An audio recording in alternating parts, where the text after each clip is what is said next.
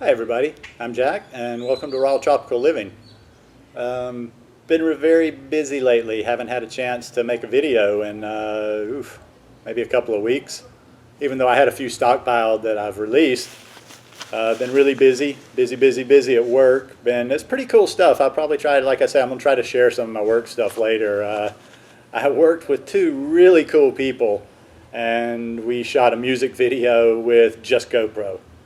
Anyhow, I was mostly the gopher. I don't even want to sit here and act like I was any big genius. I was mostly the guy that just went and got stuff and helped them with the equipment.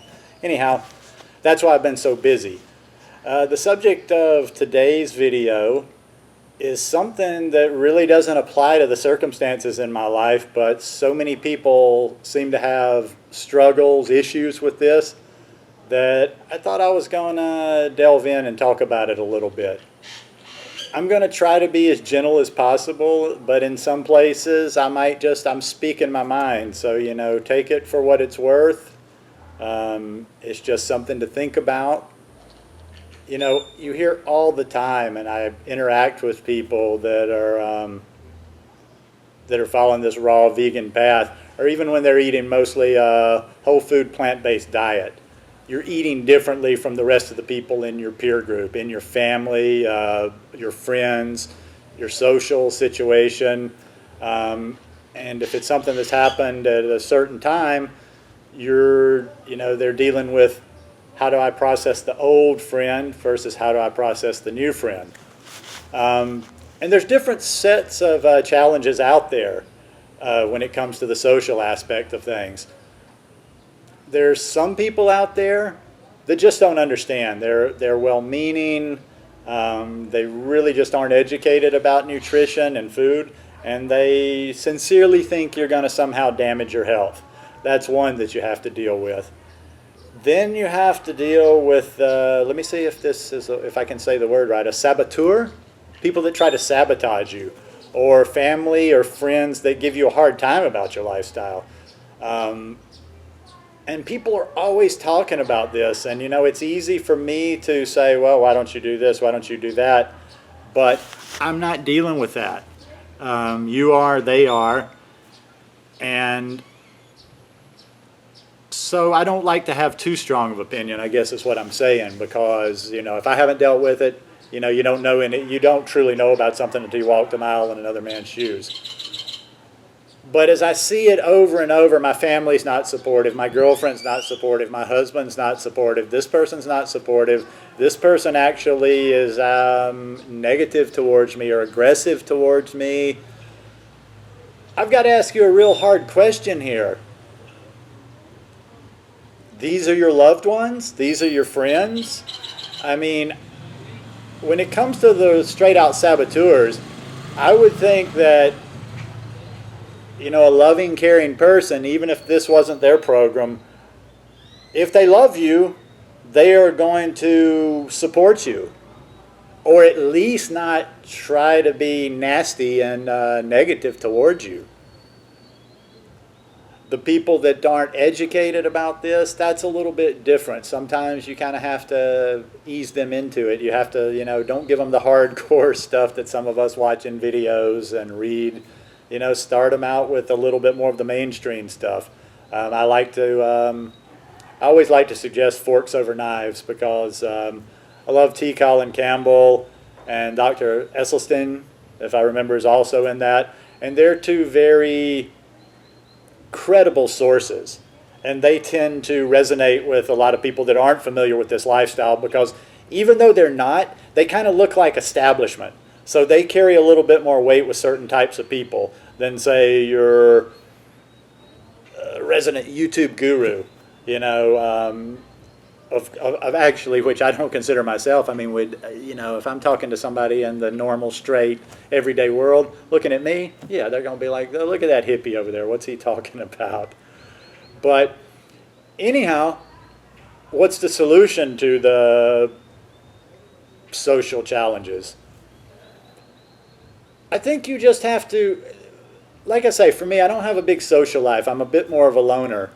But I did used to like to have things I like to do. I used to love to sit in a bar Not even so much because I was drunk or an alcoholic, but I just like the social aspect of sitting on a bar stool, going to the bar on the weekend to watch football and eat a big plate of wings dipped in blue cheese dressing.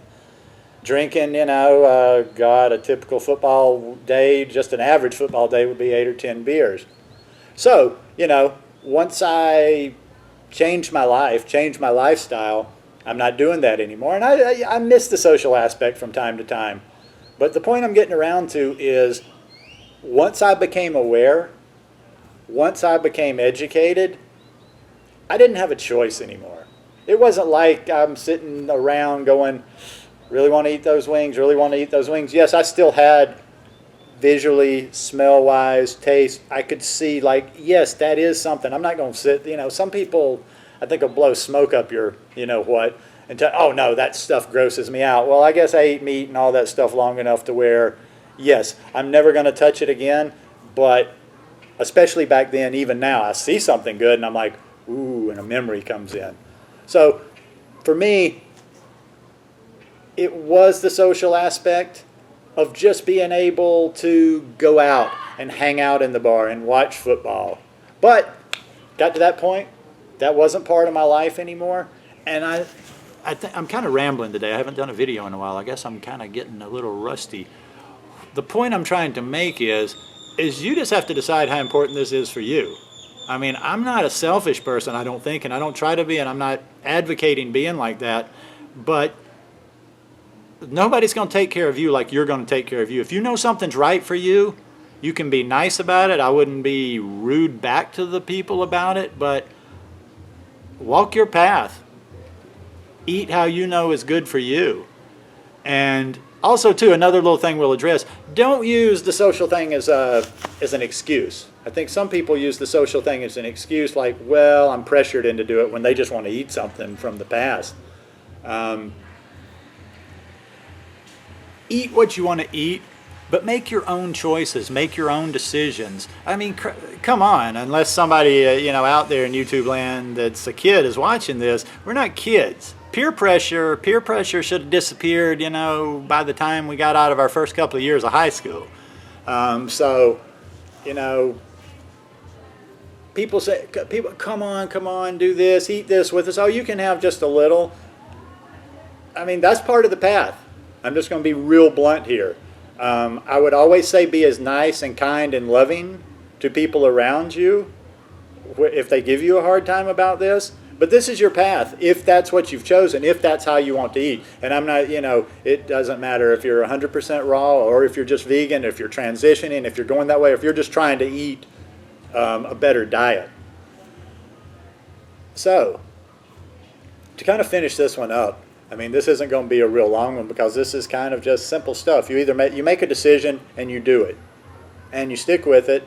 And to be quite frank, and this is where some people may not like this, I don't care who they are in your life. If energy does not serve you, get rid of that energy. Let me say it a little bit more emphatically. If any energy does not serve you, get rid of that energy in your life. Now, I don't want anybody to be like, oh, God, he's advocating just shun your family. Yeah, but you know what? The person that's going to give you such a hard time, how much do they love you? How much do they care about you? Let me tell you a little story here. My 83-year-old mother from Alabama, the South, people in the South, they know, maybe 1 out of 1,000 I talk to knows anything remotely about what I'm talking about, being raw or being vegan. My mother didn't, I'm sure she doesn't understand a lot of it, but from day one, she never gave me a hard time. And I love my mother to death, but she supported me, and that's the kind of person that she is. She showed concern one time because one of the first times I came home after I had gone raw, I didn't have the weight thing under control, and I had lost a mad amount of weight, and I looked bad. I mean, even a lot of my friends, people were wondering if I had cancer or some sort of disease or something. But my mom was supportive. The point being, surround yourself in life. I don't care if it's friends, family, how close you are, what you got to do. You got to surround yourself in life with like-minded people, or at least people that have the sort of consciousness that is similar to yours. Otherwise, you know, it's just like your path is going to be a struggle, and it's almost like, you know, stress, guilt, all this kind of stuff is so bad for you that I almost hesitate to say this, but maybe you don't even try this path if you're not going to have the strength to somehow deal with these situations. Now, to wrap this up, one more time, I want to make this clear that I'm not talking about, you know, getting radical with family, friends, co-workers, whatever. I'm just talking about walking your walk and being confident in your walk and not apologizing for it, and, you know, not letting other people determine how you're going to live your life. Anyhow, this is a little bit real. This is in the neighborhood here. Got a dog barking in the background now, so that's perfect timing because I was just about done with this. Anyhow, hope all of you are happy and well out there, and for the people that are in the areas that it's been really cold, where it's not normally cold, sending you guys some warmth. I know you're warming up a little bit soon, and good health and God bless to all. If you like the video, give me a thumbs up, and thanks to all of you that have subscribed to the channel, and I'd like to get more, and have a great day. Peace.